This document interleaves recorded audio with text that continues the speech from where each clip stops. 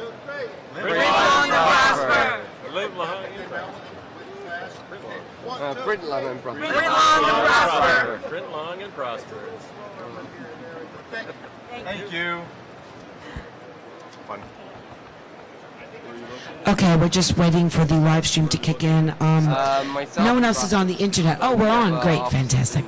New York, Brussels, and Live long and prosper. Live long and prosper. 50 years since the show went on TV. I started watching it way back when. Welcome, everybody, to our 2 o'clock panel, The Promise of Packaging, Thinking Outside the Box. In many ways, this is print right here at the packaging world. It's the final frontier, the new frontier, the frontier that everyone is heading towards right now. And some of the people on this panel are pioneering technology in packaging. But we will let you hear from them directly to start off with. So starting with RMGT, can you please tell us a little bit about yourself, a little bit about what you do, and a little bit about the conversations about packaging that you're having over in your booth, please? My name is Greg Kukla. I'm with RMGT, Ryobi Mitsubishi Graphic Technology. We're owned by Ryobi and Mitsubishi, and we manufacture offset presses, short to medium and long run packaging and commercial offset presses. And we're seeing a lot of interest in the LED UV curing for offset packaging applications. There's been a lot of interest with the uptick in interest relative to UV, as well as transitioning from commercial. Yeah, there's been a lot of interest from the commercial printers to enter the packaging market. Obviously, there's a lot of diversification within the commercial market, and people are looking to diversify their work into packaging and various markets offered by RMGT. Thank you. Thanks. Eagle. Good afternoon. I am Ellen Manning from Eagle Systems. We are the manufacturer of cold foiling machine called Eagle Systems.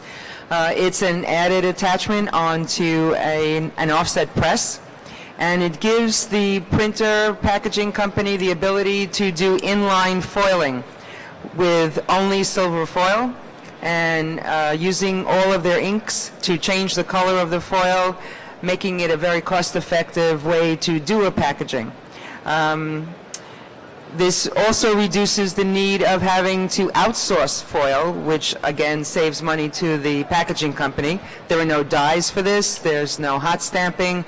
It's like printing. So if you can print, you can foil. Again, Ellen Manning and Eagle Systems. Thank you. GPA. Thank you. Craig Surratt, GPA. I think our name says it all. We're GPA Specialty Substrate Solutions. So on that note, my responsibility is I'm a product director for business development. The conversations we have in the booth are really twofold. There's the traditional, the migration from traditional over to digital, shorter runs, focus on profitability, productivity. That's all great. But the equal, if not more interesting conversation that we're having is on innovation. What's new? What's compelling? What's next wave? And so as we talk about substrates, we're talking about very innovative digital packaging solutions, and we're looking forward to today's panel to share some of that. So thank you. Thank you so much. Xerox. You have to get your own. Thank you very much. So I'm Paul Butterfield. I've enjoyed a career with Xerox that's touched engineering, product development, marketing, and now I'm proud to be the new offering development person for our packaging line of business. Here at Drupa, we're showcasing a variety of solutions. We're at Graph Expo. Excuse me. We're not in Germany? Not anymore. Ah, you're kidding. No. Yeah. So here at Graph Expo, we're delighted to be sharing some solutions that we've also shared at Drupa, and those include folding carton, digital folding carton, produced with our flagship iGen series of presses. We have an extraordinary direct-to-shape solution where we're printing directly on objects in full-color printing with up to 10 units. We have solutions customized for flexible, for corrugated, and we're talking about the alliance that we've formed with KBA, producing the VeriJet 106 by KBA, powered by Xerox. Thanks so much. Chili Publish. Hello, Kevin Hubiner from Chili Publish. Chili Publishes, or Chili Publisher, the product is probably a little bit different because we're on the software side of things. What people talk to us about here is how they can actually, visualize all those nice foils and gold and all that nice high-end finishing, and basically drive orders towards the hardware. And I hope to be participating in the discussion later and tell you how you can think out of the box with packaging. Perfect. HP. Hey guys, my name is Jacob Seamus. I'm from HP, and today we're actually going to talk about a couple of different offerings we have for the packaging market. So specifically at the show, we have our Indigo 12,000, 7900, and 5900 running folding carton application, but we have a lot of also displays on our other offerings such as flexible packaging, labels, and more, and of course our corrugated business, which we also have some of the packaging. So we'll be more than happy to share more information about that. Thanks so much, Jacob. Actually, I'll ask the question. I'll just start with you and work my way down. So this panel is very interesting. As you can see, we have a nice combination of people. We have a finishing company, a paper company, a software company, 2 digital press manufacturers, and RGMT is representing Offset. With that in mind, what is your position on the state of the packaging market, and where do the growth opportunities lie for printers from your perspective? Jacob, let's start with you, HP. Thanks, Deborah. So we can talk about a couple of different segments that we really think there's superb growth opportunities. But specifically to this audience, if you're talking about the commercial printer, I think the easiest will be the folding carton, because if you look at today's market, folding carton essentially is printing on paper, but then taking that paper and really kind of like folding it and making the boxes with it. So for a commercial printer, it's something that it's easy to get into, but also labels. A lot of commercial printers today are looking at the labels market, and that's specifically another very strong growth opportunity. Corrugated and flexible packaging a little bit behind, but specifically folding cartons and labels. Thanks so much. Kevin, Chili. Yes. So I think, first of all, there's a couple of trends. When you look at the packaging market, where they come from, it used to be high volume, non-digital. Today it's all about being digital. And if you look at the example box that you have there, what you get is you typically have to manage more smaller orders, because not everybody's working for Coca-Cola or for Pepsi. So having a software that is flexible and allowing you to basically put a B2B, B2C kind of business model in the market for packaging is a growing trend. The same for the label business. There's a huge opportunity for label converters to put software online. We have a very, very large European customer that basically allows you to personalize simple labels online, and there is a lot of growth there, and I think that's the kind of conversation we should be having in the future. Thank you. Xerox. So I absolutely agree that folding carton's probably the most accessible segment, though there's growth in lots of the segments. Yes, label has been penetrated to an aggressive degree by digital already. It's probably not as big a growth opportunity, but folding carton, extraordinary. And particularly for those who are already doing commercial print, the print portion of it you've already got down. It's just a matter of getting the workflow in place. So using solutions like Chili Publish, for example, on the front end, using automated print finishing to automate that process, you can have truly a data to doc workflow with PDF input and true boxes out the back end. Thanks so much. GPA. Deborah asked the question, what is the state of the market in our opinions? And just building on comments from down the panel, I would respectfully say you'd be hard pressed to find a hotter market or a hotter opportunity in digital print today, and I think there's a lot of reasons for that. We all understand, right? We're all getting into it because the migration to short run, the pressure is there. But at the same time, I think there's a tremendous movement towards localization, personalization, the opportunity of bringing some unique value into the marketplace. So in terms of growth, you look at any data in the marketplace today, and they all say the same thing, hot. But here's the thing for printers today that we would put out. There might be a perception that you have to get a new big engine, or you got to do something different today, and there's a capital requirement. And I think that's very, very wrong. In our opinion, there's opportunity for all parts of the market. There's like packaging opportunity with great systems in place today. So there really are no barriers to entry except for perceptions that you can't, but you can. And so just knowing that you have the ability to do that, and then to upgrade with some of the terrific digital equipment that we have here represented on this panel, there's always opportunity to do more, but you can get into it today. So it's hot, it's available, and we think it's very strong for all parts of the print market today. That's our position at GPA. Thank you so much. Eagle Systems. I love packaging. This whole division is going to drive print forever and ever and ever. Anyone who has a product to sell needs it packaged, whether it be food, cosmetics, alcohol. It's all about packaging. There's room for digital, there's room for offset, there's room for cold foil, which is what we do. Most of my customers do very long runs. They do million sheet runs, and they want that product out the door as quickly as possible. Having our cold foil allows them to foil in line, which is a great thing.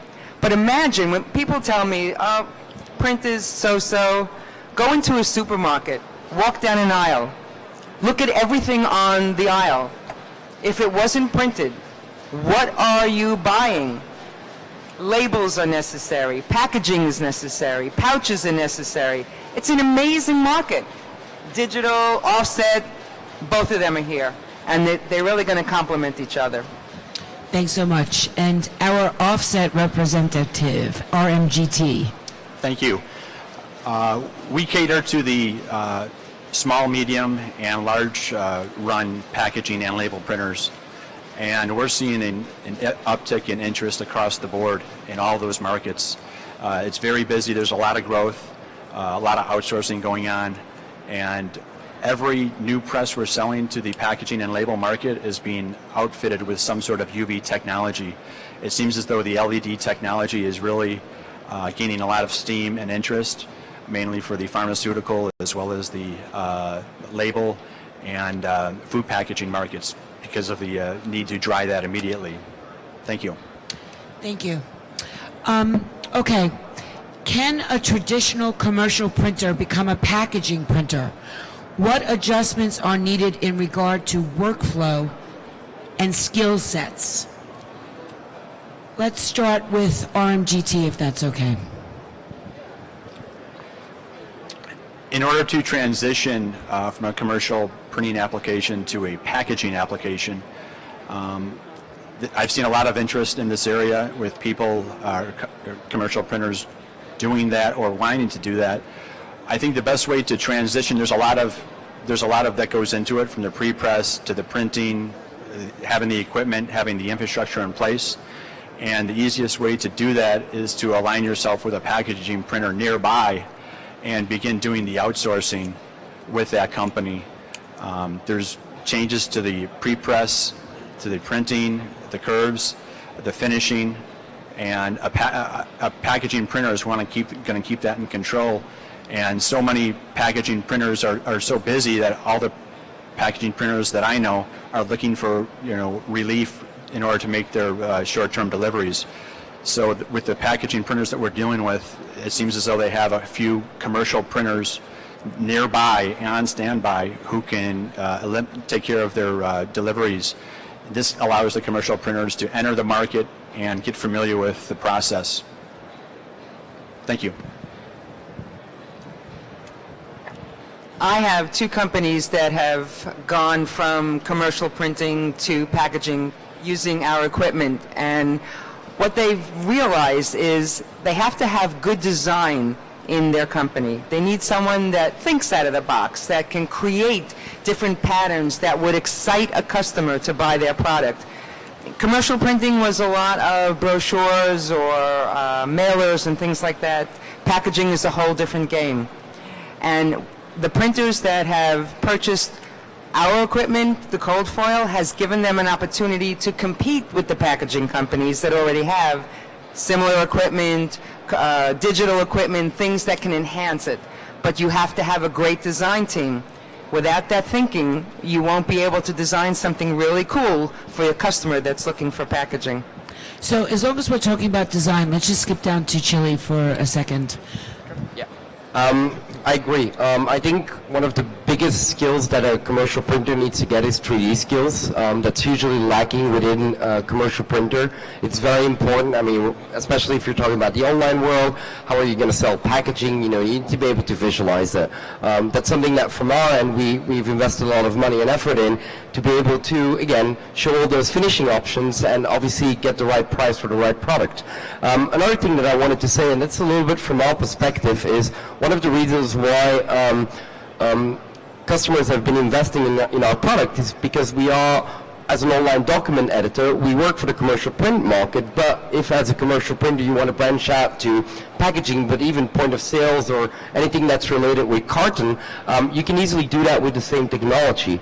And again, the only upskill that they have to get is really 3D. We see them suffering with that a lot, but it's something you can learn, you know, or you can hire somebody to do that. I think once you master those skills, you're easier off. Are you referencing the prototyping? Is that what you're saying? No, I'm not even talking about the structural design, because usually the structural design happens by the brand owner.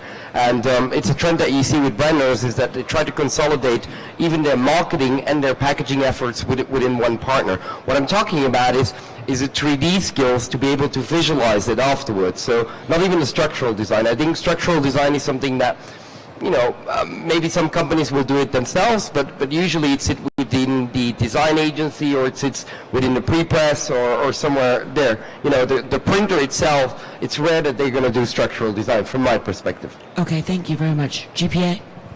Yeah, so building on what was said earlier, we'd fully agree. I think the skill set and mindset of thinking in 3D is very, very different, so that's probably the first shift that anyone who's going to go into that market is going to have to contemplate.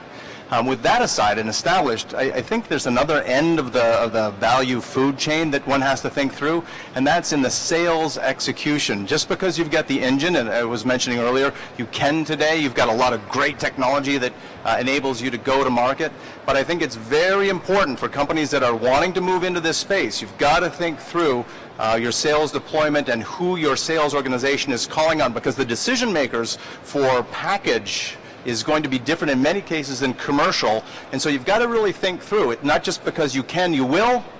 You're going to have to really think through your strategy and go to market, because it's a different buying group in many cases and different expectations. So you really have to think through all the step of sale points to make sure that you're going to get your ROI. It's going to take you likely a little longer than you anticipate, because while you have the print engine, you got to think through the sales process. Thanks so much. Xerox? So I'd agree with Craig. I think sales is a big portion of it. And though it's tempting to be parochial, I would say, you know, take advantage of industry associations. Paperboard Packaging Council is a great trade organization. We're a member. We'd recommend their folding carton boot camp that they do every year. But I'd also say, you know, if you're here, come talk to us, the vendors. We'd love to share success stories with our customers, show you how they have succeeded in this industry, how they've overcome some of the challenges of new business, which has challenges both in sales, as Craig has pointed out, but also in production. You know, decoration, folding, dealing with gluing lines, and that sort of thing. Those are all elements that you can easily learn if you've got the commercial print experience under your belt. Thanks so much. HP? Thanks, Deborah. I think the most important part is for you as a business owner to identify the opportunities that you have, meaning who are your customers, what can you offer to them. If you're a commercial printer, let's say, can you offer them labels? Can you offer them folding cartons? And I'll give an example of Bennett Graphic, for example, which is one of our great customers. He identified that there's a need within his customers for labels. He's a commercial printer, but after identifying that need, he started developing the business towards labels. So you need to identify the need in the market, you need to identify your customers, and you need to be educated. And this is where we as a vendor come in. We have a really strong business development team that works within the customers to sit down, understand what they can do with us, understand what the market opportunity, and really kind of like focus on how we help them transform and adapt to that specific market. Have it be a commercial printer who is doing folding cartons or want to go into folding cartons, starting with, as GPA said, light folding cartons on his existing machine, really kind of like test the water, see what's in there, and then if need be and there's a need for equipment, move into the next part, which is really kind of like adapting his business for the next phase. Thank you so much. Flexible packaging is printed, but many printers in the printerverse currently see the pouch trend as the enemy. Sorry, I lost my spot. Is flexible packaging a trend or the future of packaging, and do any of your products and services cross over into that area? I'll start with you, Jacob, because I see you have a flexible packaging from HP, so apparently the answer is yes to that. But I would like to know if you see this as a trend or the way it's going. There's a lot more pouches these days if you look down the supermarket aisles. True. There are a lot more pouches. And if you think about it, today when you walk to the supermarket, the variety of products on the shelves is phenomenal. Is phenomenal, and you really need to stand out. You, as a marketer, want to bring your product to the market, need to stand out.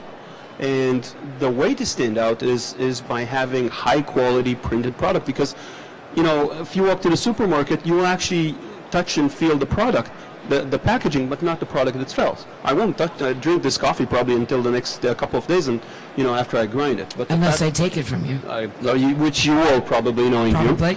But it's flexible packaging is not a trend. It's something that is growing. It's something that companies are looking into, and specifically digital printing of flexible packaging for me is similar to where commercial was 8 years ago.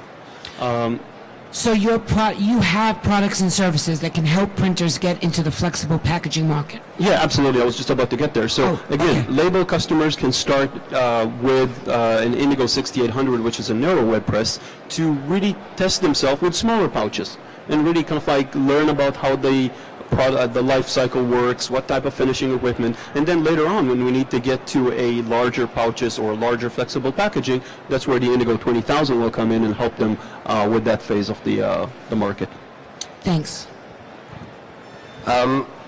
Okay, from our perspective, what we see, for us, it's just another way of representing the packaging, so it doesn't really matter that much. So from a software perspective, there's not much I can add to. It's probably a little bit more complex if we go back to the commercial printer to branch out to the flexible market, or the flexo market. But what's really important from software perspective is, again, that you can show the finishing options and that you can show it in 3D. I think that's the most important, because what happens a lot is that a lot of brand owners, they want to create a connection with their customers, and they want to do co-branding, co-logos, sometimes in small volumes, and I assume that hardware like HP's really come into play there. And for us, it's just being able to visualize that and show it to the marketeer so that they can then, decide upon their campaigns.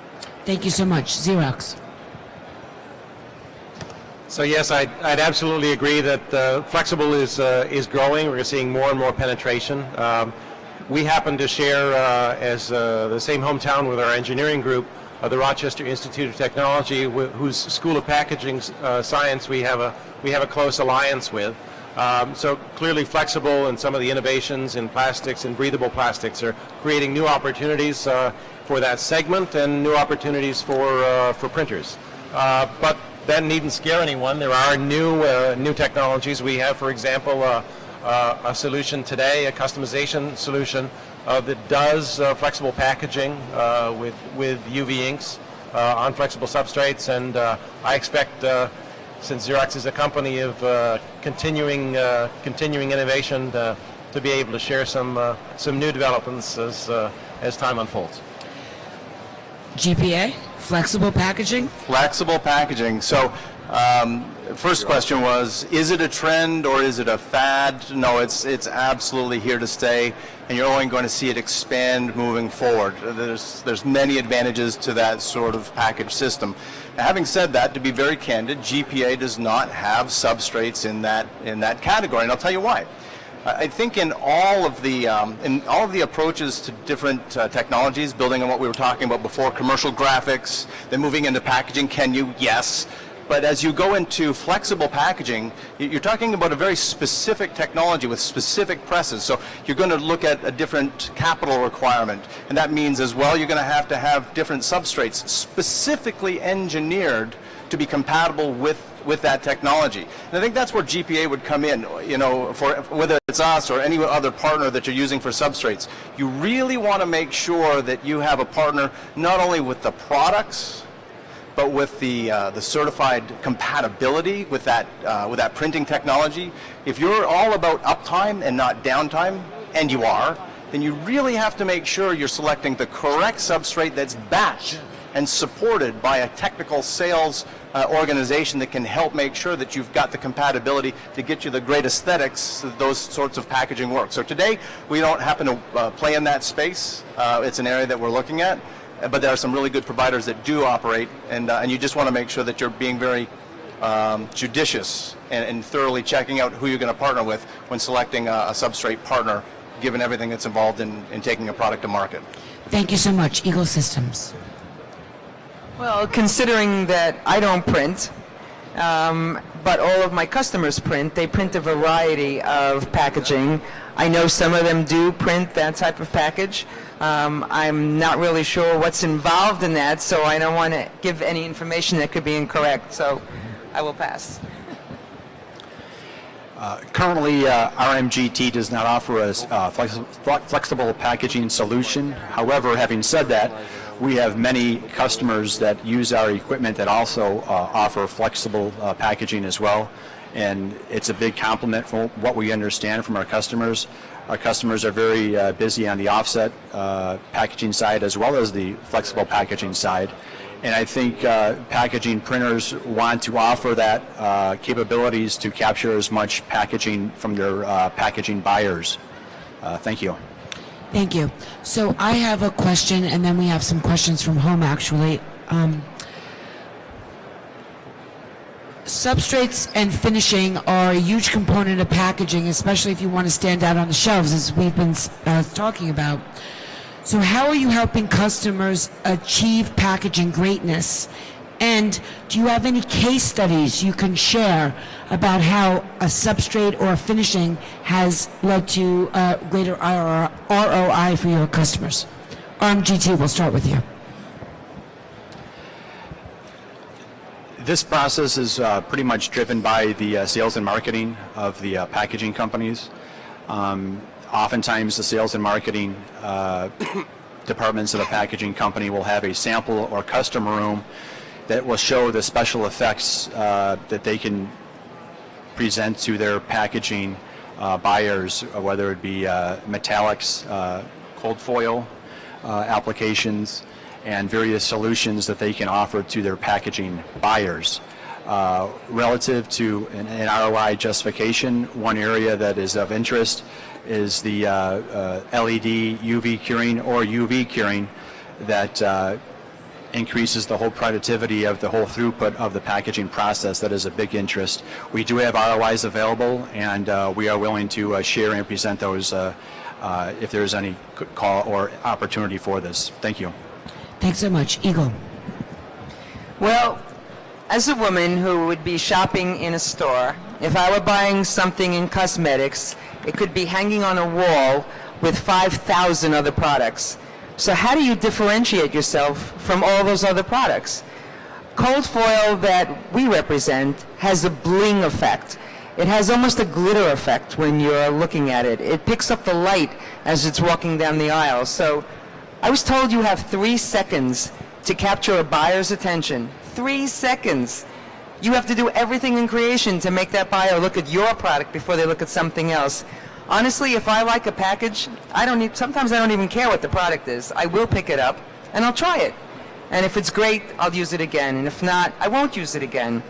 But I have to say that a lot of my customers have won awards in cosmetics, a lot of perfumes, really super packaging, because it's all about the effects that you can create.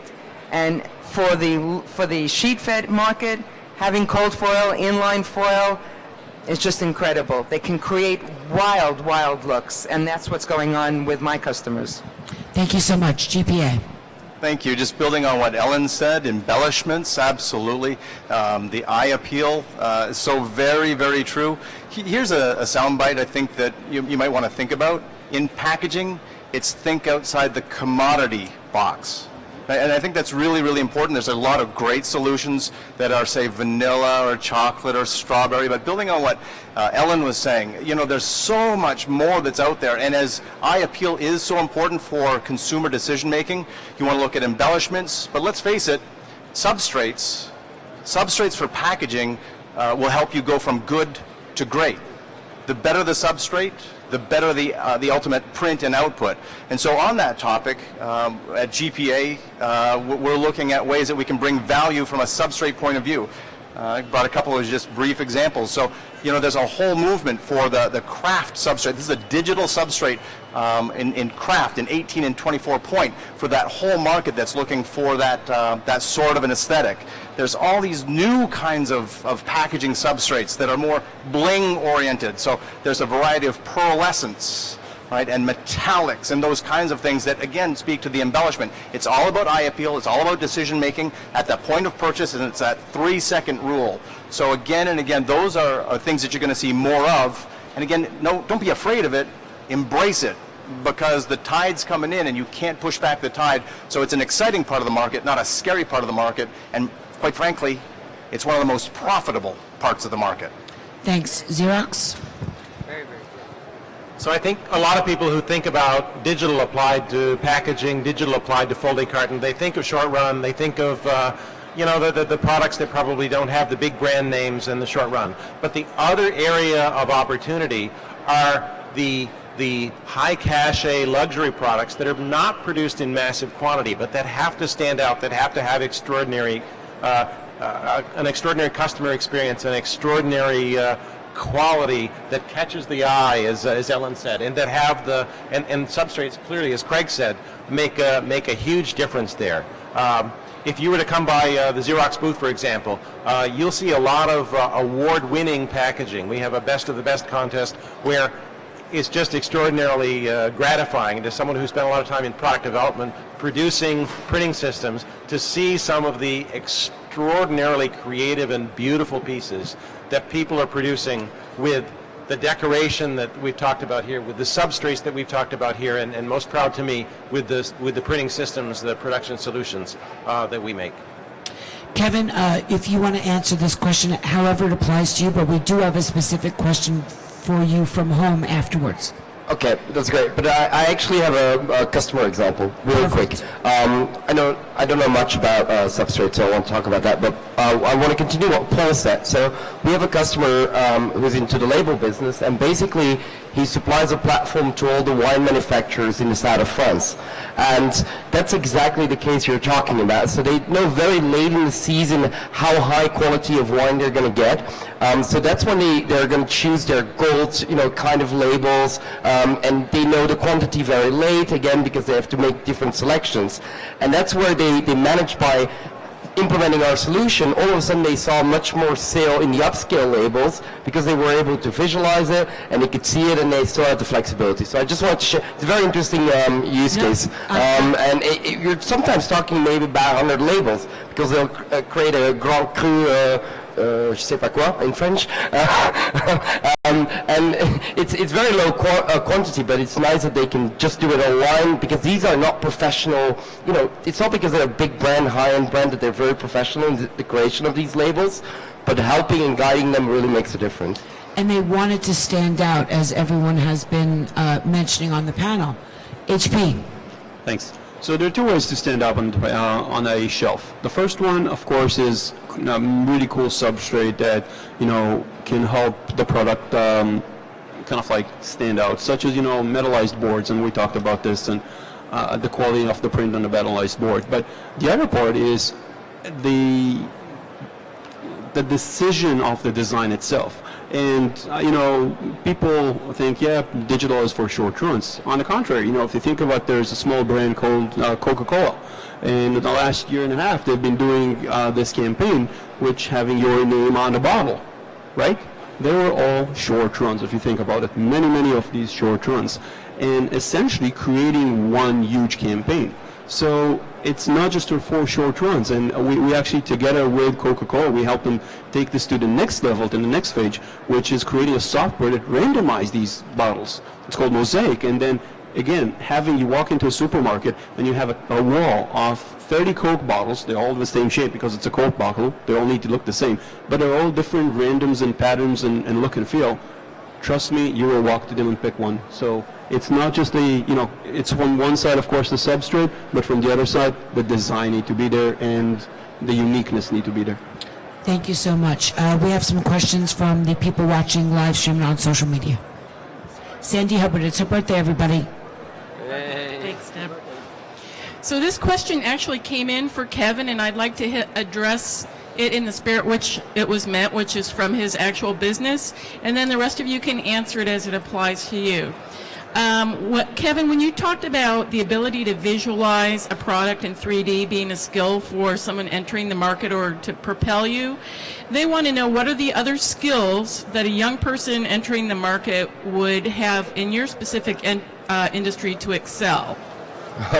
I think it would start with a vision. That's having a vision where you want to go. I guess it helps if you're a bit technical and if you can understand, if and else kind of structure. There's a couple of skills, but obviously it would be a team effort, so I don't think you can have all the skills in one person. But it's, knowing a little bit about, how online works, knowing a little bit about software. I often say this today, creating your own platform as a printer is very important. And for me, the days of the old school software where you would buy one big solution and you would tweak it and that would become the solution that you would put in the market, I think are over. What you do is you want to have the skill set to select a few modules and combine the best modules throughout APIs. And if you have that skill set, I think you are going to be really performant in deploying a good business. There's a lot of things you can learn from what other companies are doing. I wrote a blog article about Uberizing the print. Customers today want the Uber experience when they order print online. And everybody says, oh, print is difficult and commercial print is difficult. Yeah, but it's because we might be doing it wrong or not how people are expecting it today. If I order, I don't want to wait anymore in a queue for a taxi. I just call Uber and it will show up. It's the same with my print. I don't want to wait in the pre-press department until you make a change. I want to do it myself and see it immediately. Thanks. Actually, we have a packaging question. So people are hearing a lot about different products here and trying to visualize. We know what the old packaging equipment or the traditional packaging equipment requires in terms of press, die cutting, curing, etc. They want to know, what does today's packaging footprint look like? Thank you so much. Go ahead, Xerox. So one of the interesting things about digital packaging and why we think the adoption rate is accelerating now versus the 15 years ago that we saw digital first penetrate commercial print is because the associated converting steps for packaging are a little more challenging. So digital printing can remove a bottleneck in the printing piece, certainly, but what about the other portions of the work process, print finishing, automation, and the footprint? Yes, you can use existing converting equipment for digital, but you've got to figure out how to streamline and automate those processes. So one of the things that we've done is we've married together some of the print finishing solutions directly to the engine to create that automation. So an inline connected coder for UV or aqueous, a conveyor line to a die cutter inline. We've even established partnerships with some of the new age print finishing solutions doing creasing enabled via 3D printing and laser die cutting like Hicon has done, for example. So those are great solutions and are changing the form and the shape of packaging in its digital form in an ultimate evolution.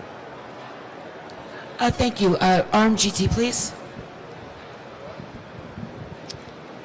I feel as though in the packaging market, in every offset press that is sold within the last few years, every press has been equipped with some sort of UV technology, whether it's traditional UV or LED in recent years. And the main reason for that is to, for quicker finishing, as well as it's also driven by the actual packaging buyer as well, with the special effects and many of the reasons that we've mentioned here earlier. Thank you. So for me, I think it's important to differentiate what type of packaging. Digital packaging is a big, overarching message, but underneath it, if we talk about something as, simple as folding cartons, you can start with an Indigo 5900, which is an extremely small machine, very, capable. You can run boards up to 22 points with an ESCO cutter next to it. You can, that can be your starting point. It's very different on labels. It's very different on flexible packaging. So, of course, the footprint will grow as you kind of like establish the next phase of your business. But there is a much higher footprint needed for labels and, of course, for flexible packaging, even more than that. Thanks. Anyone else want to respond? Good. Thank you so much for joining us today. Really, really appreciate your time.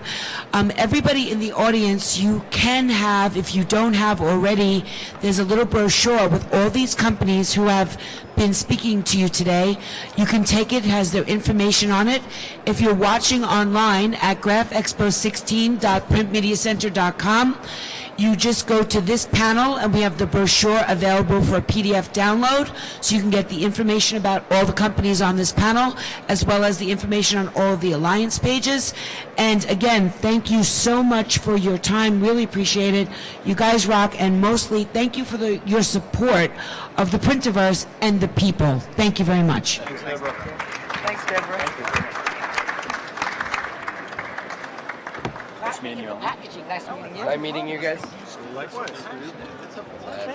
I love this industry. No, I couldn't tell. I'm very new to this. I'm only in this industry 8 years. I have no idea.